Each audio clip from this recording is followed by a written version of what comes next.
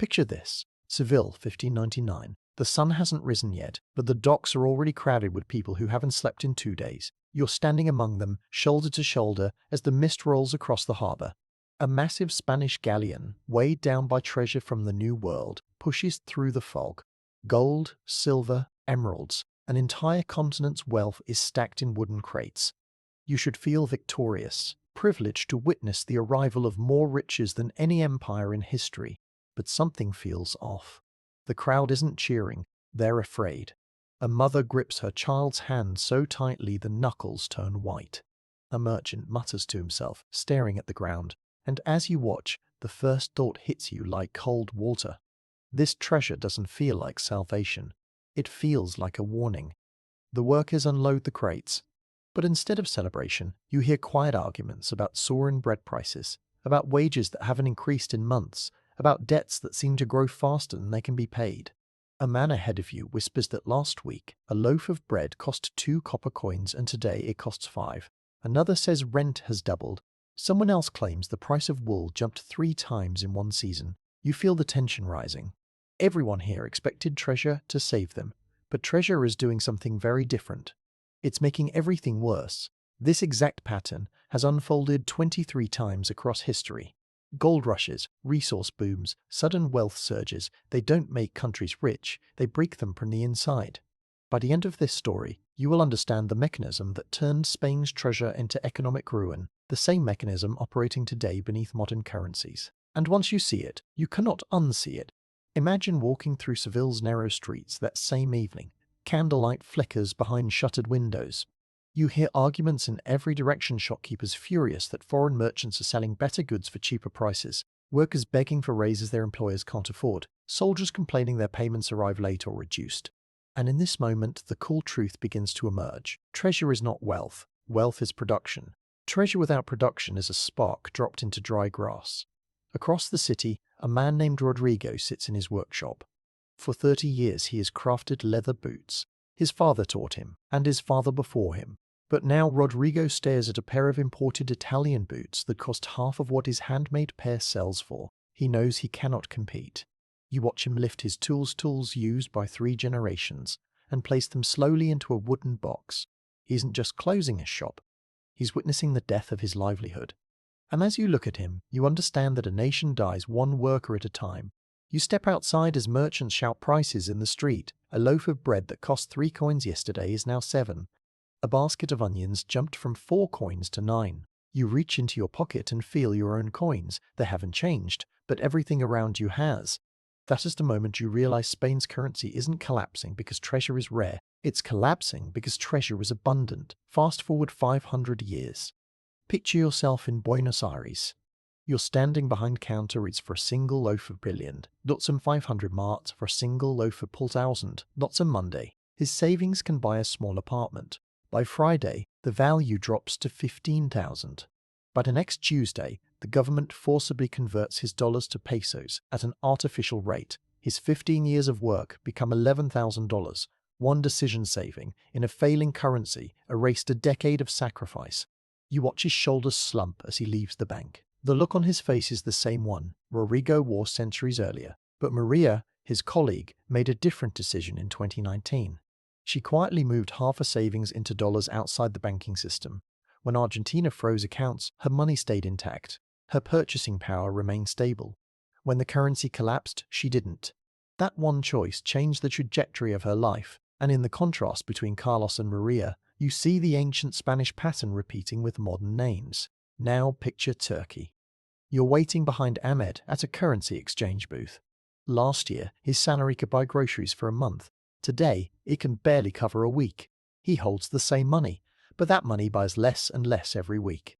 A man behind you mutters that prices rise faster than salaries. Someone else says the government promised stability, but promises don't hold up against math, and this is where it gets interesting. When I cross-reference 23 currency failures across 9 decades, I discovered the same chain reaction every single time. Treasure surges. Government spending surges faster.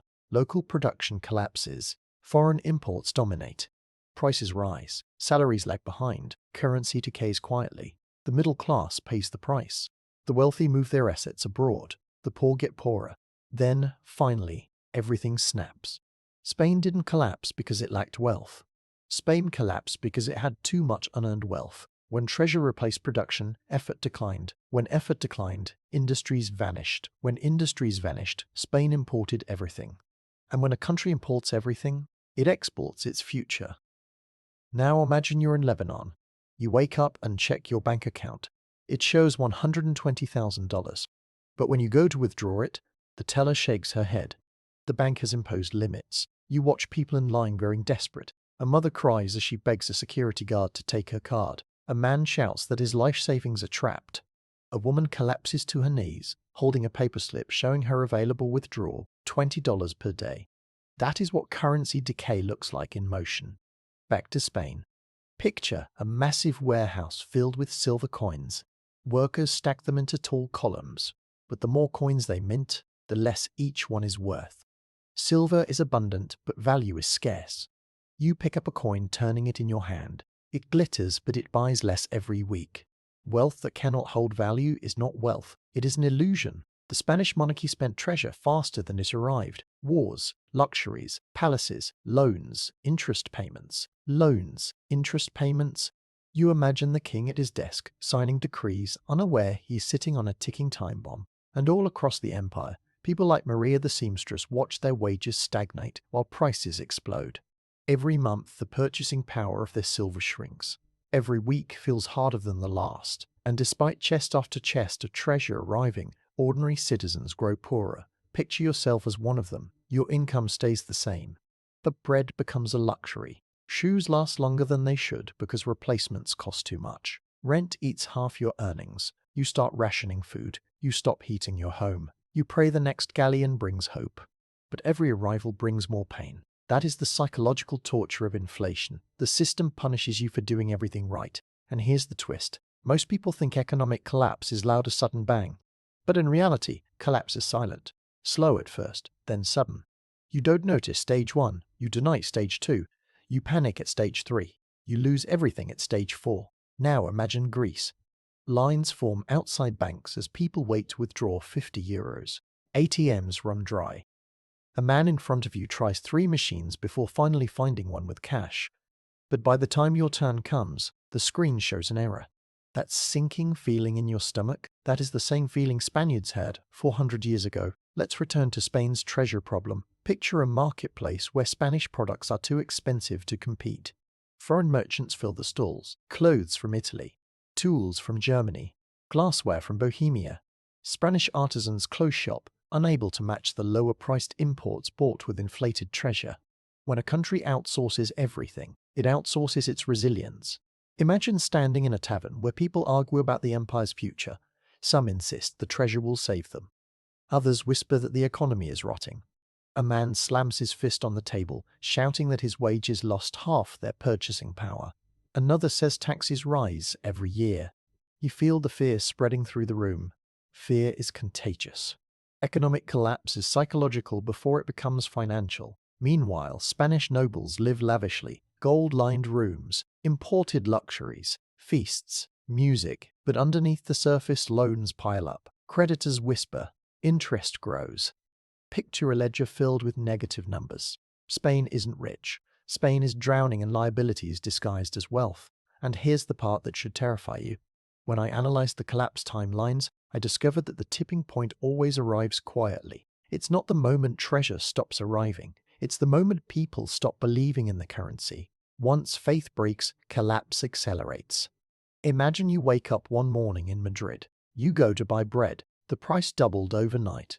The shopkeeper shrugs. He says he updates prices every morning because he doesn't know what the coin will be worth by evening.